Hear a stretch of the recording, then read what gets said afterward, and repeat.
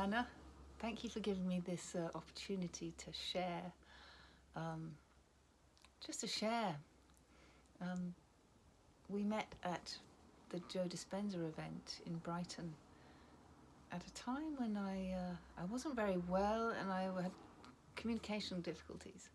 I still have a little now. My speech is a little staccato and I make up funny words and phrases. Worse in conversation than when I monologue. So I've recorded this for you because I do still get confused.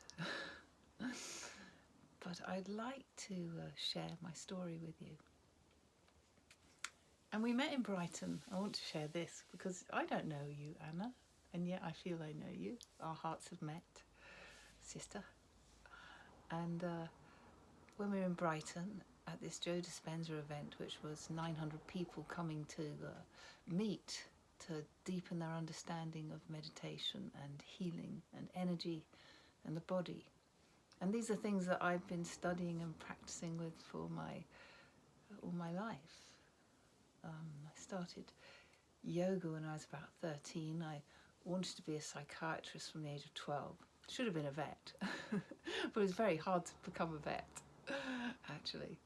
And I thought humans desperately needed help. But within a year of qualifying in medicine, I was actually on the acute psychiatric ward as an inpatient. And I had a few more inpatient appointments over the next few years. And for 5 years, I had what was called a bipolar thing. I've completely digressed, haven't I? But never mind. I had this kind of bipolar illness. And so I was initially treated with the conventional things, and then I found a more unconventional way out.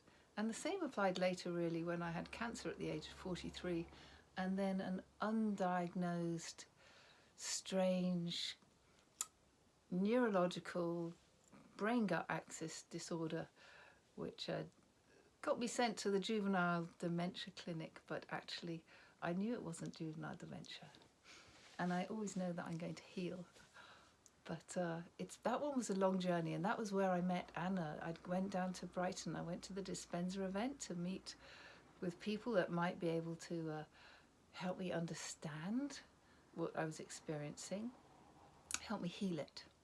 I'd read a lot of the testimonials and been really impressed with the testimonials, the energy field that was being created at these events, and I really wanted to be part of it. And when I saw Anna the first time, there was just about 4 or 5 of us sitting in a group and people were chatting. I tend to be quite quiet by nature. I probably wasn't saying very much, but Anna was next to me and she just reached out her hand and put it on my knee. And so I looked at her and she said, "You've been through so much." And I felt really not alone. It was quite difficult for me to be there. I was still having difficulty putting my thoughts together. I had a lot of neurological, cognitive disorder, dissonance, fuzz in my head, confusion, and yet a very, very full heart. I know how to be present and I know how to practice and not be carried away by disturbance. But even so, I found myself there with 900 people and I'm very quiet by nature. I've had a quiet life. Although I have got 3 children that are raised and grown, so not that quiet. But to be in that gathering was quite something. And I found that I wasn't actually talking very much with anybody. I was practicing and I was present and I was observing. And perhaps I was a little shy. And I didn't even know how to ask the questions or what questions I wanted to ask. And then Anna did that. And I felt seen. It was lovely. I mean, she didn't know anything about me, but I could feel her compassion and that she had that empathic or some way of knowing. And as it turned out, it was more a psychic kind of knowing that Anna has. messages from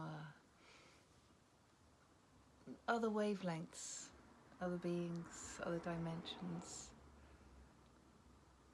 And that was just a moment. I think she drew a little heart on my knee. And so the next day, I think I found her, or she came and sat with me, and I just wanted to say thank you for that moment. What's your name? Who are you? Oh, we're in the same group. And we had a little chat. And in the course of that chat, Anna asked me, why are you invisible? And I started to kind of stammer a bit and think, oh, I don't, like that. And she was like, no, this is a question for you. It's not for you to answer me. It's a question that's come through me for you. And I was like, that's a big question for me. And then, so interesting that, later Anna asked me, would you like to let me interview you for my supernova? I love it. That's such a great name.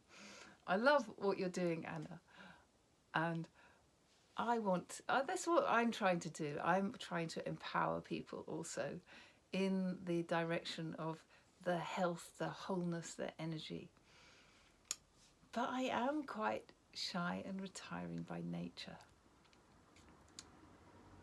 And I, especially since the cognitive issues of the last 6 years, a conversation it was very difficult. And it still can be. But, which is why I decided I'll make you a little video to share, because I can hold my stream of thought better. We'll see what you think. So when Anna asked me, why are you invisible? And then she asked me, would you like to share? I thought, yes, I would. But I'm shy. But I'm not really. I know that even if I can just help one person, of course it's worth it. And in the work that I do in small groups, teaching energy medicine, yoga, tai chi, presence, self-love, which actually I've been doing for a long time now, 20 years.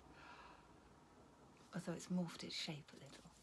It's all about healing, really, about healing our wounds and stepping out of small self. I had a dream which said it's all about the difference between small self and big self.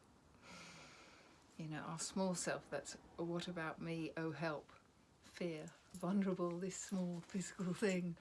And then expanded self, that's connected to everything and everyone and cares about everything and everyone and just wants to be part of giving, sharing, connecting. All that. So, what do I have to share? Well, 3 very serious illnesses. And each one actually with the potential to end my life. My practice became very much a practice of let's have this moment because we don't know what's going to come next. And this moment actually is the only moment we have.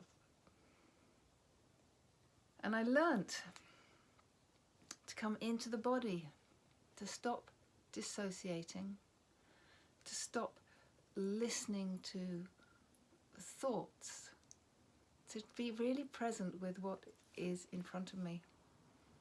Through coming into the body, feeling and sensing the body, coming into the heart, breathing into the heart, this kind of practice. And the illnesses that I had in our present day medicine, and don't forget I was trained as a doctor, so I was very, very conditioned into this way of believing the whole treatment ethos. So that when I became a psychiatric inpatient with the label of manic depression, I believed it. I didn't know any different. And so I took the medications that I was given. And that would have been what I would have done as a junior doctor going into psychiatric training. I would have been writing prescriptions for some very, very toxic drugs. I mean, nowadays I think I'm appalled actually at the drugs that we put into people, the side effects of some of these drugs. And I was even put on some drugs that can leave you for life with uncontrolled, writhing, rather ugly tardive dyskinesia. You know, your face contorts, the body contorts. This is considered an accepted side effect of one of these drugs. Many of the psychiatric drugs have suicide for a side effect. They have horrendous side effects. On the ward, I would just watch people come in and get fatter and fatter and fatter the minute they put on these medications. Just appalling. And at one stage, I was on antipsychotics, antidepressives, anxiolytics, Valium, beta blockers. Just insane. And, you know, none of it made very much difference to me at all. Lithium was like a mental straitjacket. All my creativity disappeared.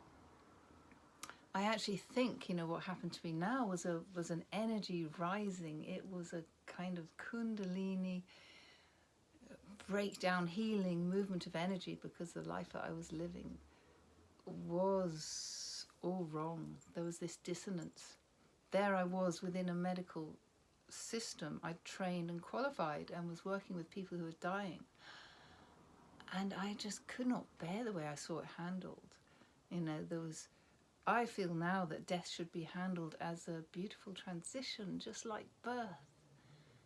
It's a precious time. So many good things can happen around the time of death if we're present with it, if we listen, if we hold the space without fear.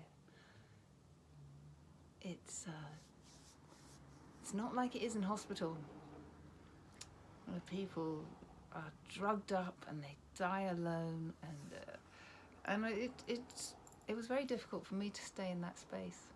Plus, I had a childhood that brought stories of addiction and mental illness with them in my parents, and that brings a certain patterning into your life. And I had this breakdown, and then I was an inpatient. And the path that I thought of being healer, being doctor, became closed to me. And, you know, now I think, thank God, because there's nothing very healing going on in hospitals nowadays. I mean, it's wonderful. I just love the work of surgery and you know, some medical intervention. You know, some of it's amazing and miraculous. And then we've lost our way. Some of it's like the fairy tale of the emperor's new clothes, where nobody knows what nonsense is going on, except a child who sees through it all and says, well, that's just ridiculous. Now I think it's totally ridiculous to be shoveling pills into psychiatric patients.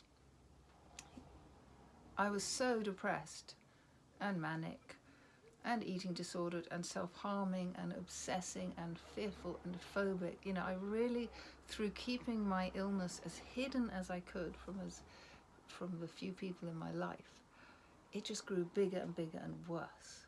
And that's what happens. We need to bring light into darkness. When we bring light and we share and we look in light at what's there, we can start weeding our mind and making it a clean place, making it a beautiful place.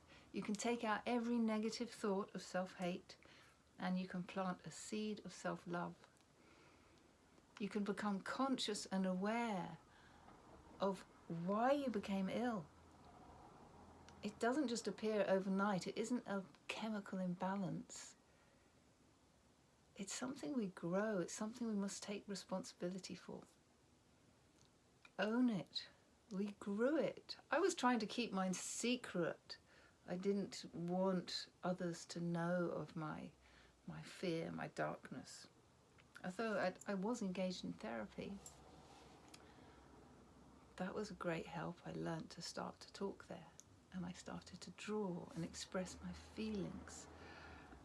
And this is where my healing really came from. I came off all the meds they made no difference anyway. And I was still miserable as sin or high as a kite. But I started drawing and dreaming and being creative and expressing who I really was. And I think, all healing comes down to this alignment. We just need to learn how to be. Just be. Be with what's there, be present, be grateful. And breathe, to come into the breath so that you actually feel. Let the breath integrate the body, integrate the mind. So, don't believe them. Don't take the medicines. You get strung up for saying things like that in America. We get struck off. They have protocols. You get this label from a book with 300 labels to label the human condition, and there's a drug to go for each name. If you don't prescribe the right drug, you will get struck off. Luckily, Britain's not as bad as that, but it's pretty appalling, actually. We will look back at this time in history at what our medications did in terms of toxicity to the human body and toxicity to the planet.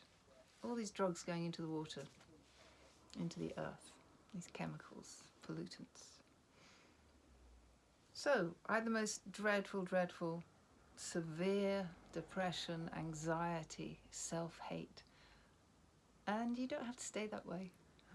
When I get people now, when they're very, very unwell, we work with good nutrition, exercise, become conscious of the mind, become conscious of the heart, start healing the heart, bring some energy into the heart. Look at your dreams and see what your dreams are telling you. Because for me, I started having dreams and they gave me insight into my emotions, my feelings, my life, my relationships. I've had the most wonderful guidance. I absolutely love the fact that through the use of my dreams, I was led step by step. I felt like I had a guiding light, a helping hand, source energy, whatever you want to call it, pineal, just telling me what to do. Nowadays, my dreams get really, really simple. But I want to make a book of dreams, actually, to just show how beautifully they can lead you. So yes, dreams, artwork. We need to be creative to heal. You need to find your voice, sing. I did singing for a while. It was terrible. I still am, but I just loved it. Got a karaoke machine, open up the throat chakra, do chanting, chant oms, all that kind of thing. Just, work at energy levels. Which part of your energy body's weak? What can you do? What exercises can you do? I used to climb trees a lot. Let the trees hold me and clean me. You can let your energy in a tree just become one with the tree and you become peaceful and calm. You don't have to climb it, you can just hug it. Very, very important to learn if you're mentally ill, what they call mentally ill, how to clean yourself, how to release toxic energies, people, work, emotions. It's like layer upon layer, we can bring everything into balance. It's just a matter of practice, a matter of responsibility. So that was a psychiatric illness, and now I love it if someone who's depressed comes to me, because I know we can get better if they do the homework, if you're prepared to be disciplined and just do the work. Which was what I loved about that Dispenza, because the people there, we were getting very good results collectively as a group, because people came to the event and they'd already been meditating maybe 2 hours a day, practicing with energy, practicing gratitude. And so they were rewiring the system. They were coming into the present moment. And that's where healing happens.